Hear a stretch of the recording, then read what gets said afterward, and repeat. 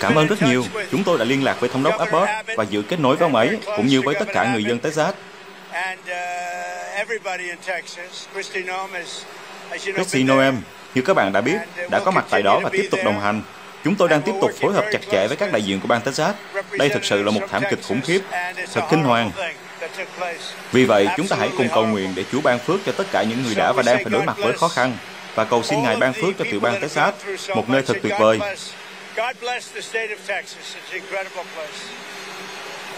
Rồi, xin mời, có thêm câu hỏi nào nữa không? Thưa Tổng thống, Ngài vẫn có kế hoạch loại bỏ chương trình cứu trợ khẩn cấp FEMA chứ? FEMA là một chủ đề mà chúng ta sẽ bàn sau. Hiện tại họ đang bận rộn làm nhiệm vụ, nên tạm thời chúng ta dừng lại ở đó. Cứ tiếp tục với câu hỏi tiếp theo. Về các lá thư thương mại mà Ngài dự định gửi đi vào thứ Hai, Bộ trưởng Bessent cho biết sẽ gia hạn 3 tuần, và vào ngày 1 tháng 8, thuế suất sẽ tăng trở lại mức của ngày 2 tháng 4. Có phải là các lá thư đó sẽ liên quan đến các thỏa thuận thương mại hay không? Các lá thư sẽ được gửi đi trong ngày thứ Hai, có thể với số lượng 12 hoặc 15. Bộ trưởng Thương mại đang có mặt ở đây. Tôi đoán là lúc Nick sẽ gửi thư với con số lên tới 15 hoặc hơn. Một số thư sẽ được gửi vào thứ Hai, một số khác vào thứ Ba và thứ Tư.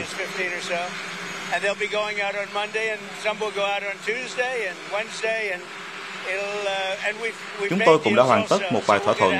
Sẽ có một sự kết nối để tiếp tục các thỏa thuận tiếp theo. Ngài thấy thế nào về việc tỷ phú Elon Musk muốn thành lập đảng thứ ba? Đó thực sự là một ý kiến nực cười.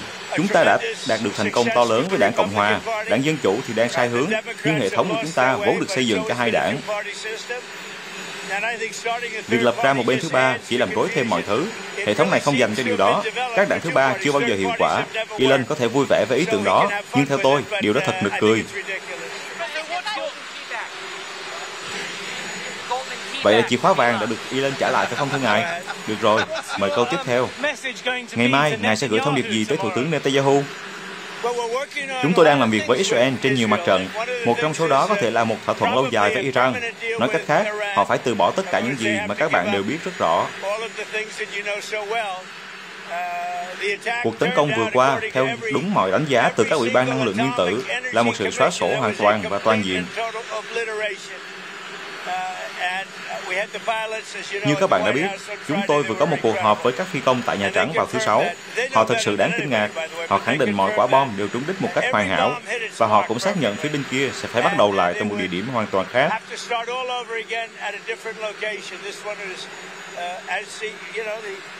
Từ tôi dùng là đúng, đó là từ xóa sổ.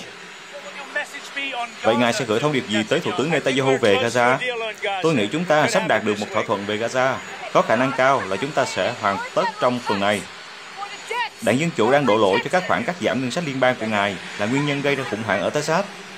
Vâng, cứ tiếp tục đi. Thưa Tổng thống, Ngài nghĩ gì về khả năng đạt được một thỏa thuận với Hamas? Tôi nghĩ rất có khả năng chúng ta sẽ đạt được một thỏa thuận với Hamas trong tuần này hoặc tuần tới, liên quan đến một số con tin. Như các bạn đã biết, chúng tôi đã giải cứu được rất nhiều người rồi, nhưng vẫn còn một số người nữa, và chúng tôi tin rằng họ sẽ được thả trong tuần này.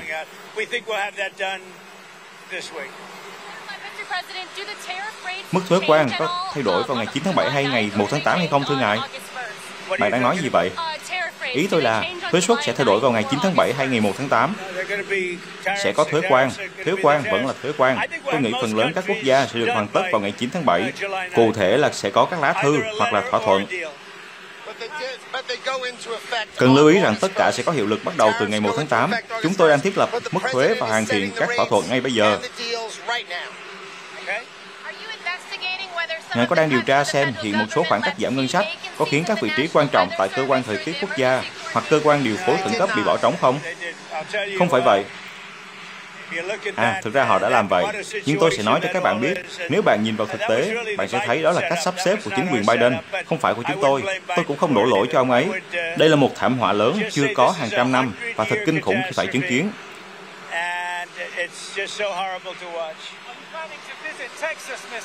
Ngài có dự định đến thăm Texas không? Có thể là vào thứ Sáu. Chúng tôi muốn dành thời gian. Lẽ ra đã thực hiện việc đó hôm nay, nhưng chúng tôi không muốn cản trở công tác cứu trợ. Vâng, có lẽ là thứ Sáu. Ngài đã được thông báo về con tàu bị tấn công ở Biển Đỏ chưa? Có thông tin nói rằng quân Houthi đã tấn công con tàu đó ngày hôm nay. Vâng, chúng tôi sẽ gửi cho các bạn báo cáo vào tối nay hoặc ngày mai. Hội đồng thành phố Washington DC chưa phê duyệt sân vận động mới cho đội Commander. Nếu họ không chấp thuận, ngài có can thiệp không? Chúng ta hãy chờ xem điều gì sẽ xảy ra. Tôi đã xem xét thỏa thuận và bạn biết đấy, tôi không trách họ.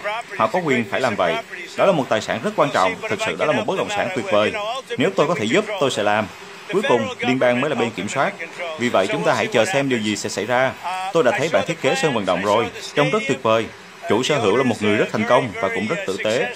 Tôi biết anh ấy đôi chút. Đó sẽ là một địa điểm tuyệt vời để giải NFL quay trở lại. Tôi có thể nói với bạn điều này. Nếu họ muốn đàm phán cứng rắn hơn một chút, tôi cũng không phản đối. Vậy cái tên Commander có đổi thành Redskins không thưa ngài? Bạn muốn tôi nói một điều gây tranh cãi à? Được thôi, tôi sẽ nói. Tôi không muốn đổi tên. Cái tên Commander vẫn ở đó, nhưng nó không còn cùng âm hưởng nữa. Nó không vang lên như trước đây với tôi. Nhưng bạn biết đấy, chiến thắng có thể khiến mọi thứ trở nên dễ chấp nhận hơn. Nếu họ thắng, đột nhiên cái tên Commander sẽ trở nên ổn hơn. Do đó tôi sẽ không đổi tên. Tại sao ngài không giúp Ukraine theo cách mà ngài đã giúp Israel? Tôi đang giúp Ukraine, tôi đang giúp rất nhiều, nhưng đây là một cuộc chiến lẽ ra không bao giờ nên xảy ra. Nếu tôi là tổng thống, nếu cuộc bầu cử không bị gian lận, mà thực ra nó đã bị gian lận một cách nghiêm trọng, điều đó đã được phát hiện ra rồi. Đọc bài của Miranda Devine trên New York Post hôm nay, cuộc bầu cử đó bị gian lận hoàn toàn. Nếu không có sự gian lận đó, sẽ không có chiến tranh với Nga, bạn sẽ không có lạm phát. Và bạn sẽ không thấy sự thất bại thảm hại ở Afghanistan. Không phải là họ không nên rút quân, nhưng là cách mà họ rút, theo tôi, đó là ngày nhục nhã nhất trong lịch sử nước Mỹ.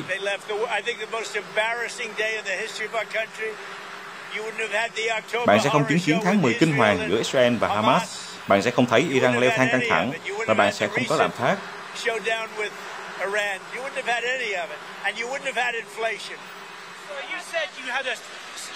Vậy ngài nói rằng đã có một cuộc gọi chiến lược với Tổng thống Zelensky gần đây. Ngài đã đưa ra quyết định chiến lược nào? Đó là một cuộc gọi quan trọng. Anh ta đang bị tấn công rất mạnh và tôi rất thất vọng. Thất vọng với cuộc gọi trước đó của tôi với Tổng thống Putin. Rất thất vọng. Thưa ngài Tổng thống, trước tình hình lũ lụt, ngài có nghĩ rằng chính quyền liên bang nên thuê lại một số nhà khí tượng học đã bị sa thải trong vài tháng qua hay không?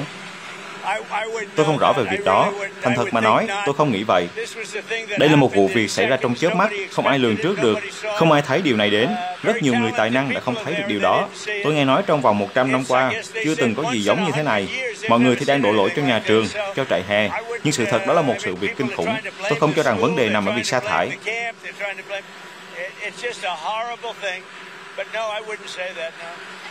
Thưa Bộ trưởng Lutnick, ông có mong đợi sẽ ký được thỏa thuận nào trong tuần này không? Và quốc gia nào đang đặt gần thỏa thuận nhất? Vâng, Tổng thống đang trong quá trình đàm phán đủ loại thỏa thuận với nhiều quốc gia khác nhau.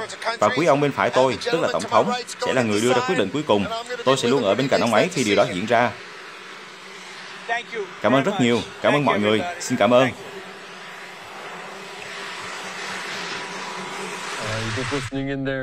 Vâng, quý vị vừa nghe Bộ trưởng phát biểu và sau đó là Tổng thống Trump trả lời các câu hỏi báo chí, trong khi họ vẫn đang phải đồng thời đối phó với lũ lụt chết người, lũ quét nghiêm trọng đang diễn ra. Mặc dù lúc đầu nhắc đến Florida, nhưng thực ra ông ấy đang nói đến Texas, nơi mà các nỗ lực cứu hộ vẫn đang được triển khai. Tổng thống cho biết có thể sẽ tới thăm vào thứ Sáu. Ông nói lẽ ra đã đến trong hôm nay, nhưng không muốn cản trở lực lượng cứu hộ. Ông cũng gọi đây là một thảm họa trăm năm. Dĩ nhiên, ông cũng nhận được câu hỏi về FEMA, về khả năng cắt giảm ngân sách tại cơ quan thời tiết quốc gia. Tuy không bình luận cụ thể, ông chuyển sang nói về các thỏa thuận thương mại.